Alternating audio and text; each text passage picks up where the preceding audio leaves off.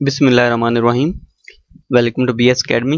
Student, इस lecture के अंदर हम लोग रियोस्टेट को ब्रीफली एक्सप्लेन करेंगे और सीखेंगे कि रियोस्टेट को हम लोग किस तरह से यूज कर सकते हैं।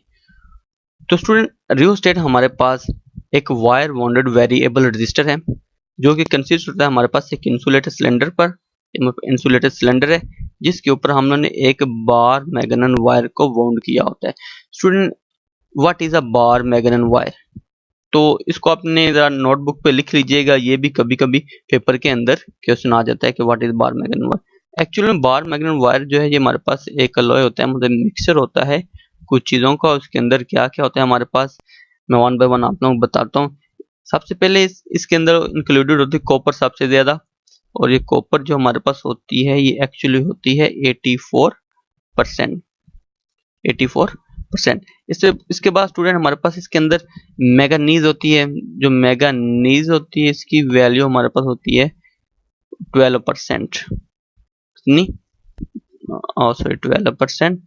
और स्टूडेंट इसके बाद इसके अंदर हमारे पास होता है निकल, और जो निकल की वैल्यू होती है हमारे पास निकल की जो वैल्यू होती है हमारे पास वो होती है बाकी 4%। और इन सारे के स्टूडेंट मिक्सचर को हम लोग देन क्या बोलते हैं? इन सारे के सारे मिक्सचर को हम लोग बोलते हैं बार मैग्नेटिक वायर।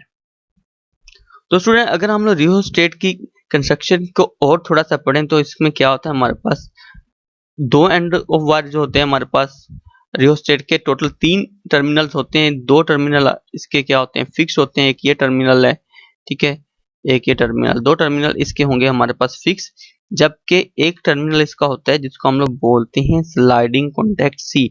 और ये जो टर्मिनल स्टूडेंट होता है ये हमारे पास फ्री टू मूव होता है, मतलब कि हम लोग इसे किसी भी डायरेक्शन में मूव करवा सकते हैं। अभी अगर स्टूडेंट हम लोग बात करें रियोस्टेट की वर्किंग की, तो रियोस्टेट को हम लोग कैसे कैसे यूज कर सकते हैं? तो रियोस्टेट को एक्चुअली हम लोग 2 तरह से यूज कर सकते हैं, एज अ वेरिएबल रजिस्टर और एज अ पोटेंशियल डिवाइडर। ये 2 मेन यूज हैं रियोस्टेट के हमारे पास। तो रियोस्टेट को एज अ वेरिएबल रजिस्टर किस तरह से हम लोग यूज करेंगे? स्टूडेंट इस पर्पज के लिए हम लोग क्या काम करते हैं कि इसका एक फिक्स टर्मिनल और इसका एक स्लाइडिंग कॉन्टैक्ट, दोनों को हम लोग सर्किट के अंदर फिक्स कर देते हैं। लाइक ये मेरे पास, अगर मैं सर्किटरी बनाऊं, ये हमारे पास सर्किटरी है। इसमें क्या काम करते हैं, एक ये वाला टर्मिनल और ये जो तीसरा टर्मिनल है ये कौन सा है, वेरिएबल शाफ्ट, मतलब कि ये हमारे पास मूवेबल है, टर्मिनल सी है और ये मेरे पास है। इन दोनों को हम लोग कर देते हैं फिक्स सर्किटरी के अंदर।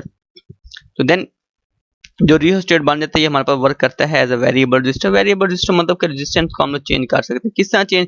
अगर स्टूडेंट हम लोग क्या काम करें, मैं इस कैंड को कह देता हूँ BG। अगर हम लोग इस स्लाइडिंग कॉन्टैक्ट को मूव करेंगे टूवर्ड द ए, तो देन क्या होगा, रेजिस्टेंस हमारे पास डिक्रीज हो जाएगी। अगर स्लाइडिंग कॉन्टैक्ट को हम लोग मूव करेंगे टूवर्ड B पॉइंट, तो हमारे पास रेजिस्टेंस क्या हो जाएगी, वेरी हो जाएगी। तो इस चीज को स्टूडेंट मैं यहाँ पे रिपीट भी कर देता हूँ फॉर दिस पर्पज। किस पर्पज के लिए? As a variable resistor one of the its fixed terminal A and sliding contact, दोनों का हम लोग क्या काम करते हैं, इंसर्टेड इन अ सर्किट। और जो स्लाइडिंग कॉन्टैक्ट सी होता है जी, जब मूव करता है टूवर्ड टर्मिनल ए तो रेजिस्टेंस इन्वॉल्व द सर्किट क्या हो जाती है, डिक्रीज हो जाती है। मतलब जैसे इसको हम मूव करेंगे टूवर्ड ए तो रेजिस्टेंस हमारे पास डिक्रीज हो जाएगी। कॉमन सी सेंस है, ध्यान से डायग्राम को देखिए, आप लोगों को समझ आ जाएगी। और अगर ये मूव करता है टूवर्ड द बी तो देन क्या होती है, रेजिस्टेंस हमारे पास इंक्रीज हो जाती है जी। देखिए किस तरह इंक्रीज हो जाएगी, टर्मिनल यहाँ पर है, जैसे टर्मिनल इस तरह मूव करेगा तो डेफिनेटली देखिए हमें नजर आ रहा है कि रेजिस्टेंस कम होगी। तो जैसे टर्मिनल इस तरह मूव करेगा तो देन क्या है, हमें नजर आ रहा है अगेन रेजिस्टेंस यहाँ पे ज्यादा हो रही है। तो स्टूडेंट चलिए अभी हम लोग पढ़ते हैं rheostat as a potential divider. Student rheostat को as a potential divider use करने के लिए हम लोग क्या काम करते हैं, इसके 2 फिक्स टर्मिनल पे पोटेंशियल अप्लाई कर देते हैं थ्रू आउट द बैटरी। जब स्टूडेंट हम लोग इसके क्रॉस पोटेंशियल डिफरेंस अप्लाई कर देते हैं तो देन क्या होता है, इसमें से करंट आई फ्लो होना शुरू हो जाता है। और जो करंट आई होता है वो किस तरह से हम निकालेंगे, हम लोग जानते हैं आई बराबर होता है V/R। और जो स्टूडेंट पोटेंशियल डिफरेंस होगा बिटवीन द पोर्शन BC, अगर हम लोग इसको निकालना चाहिए, जो पोटेंशियल डिफरेंस BC के दरमियान क्रिएट हो जाएगा, उसको किस तरह से निकालेंगे, हम लोग सिंपली जानते हैं कि V बराबर होगा I इंटू R।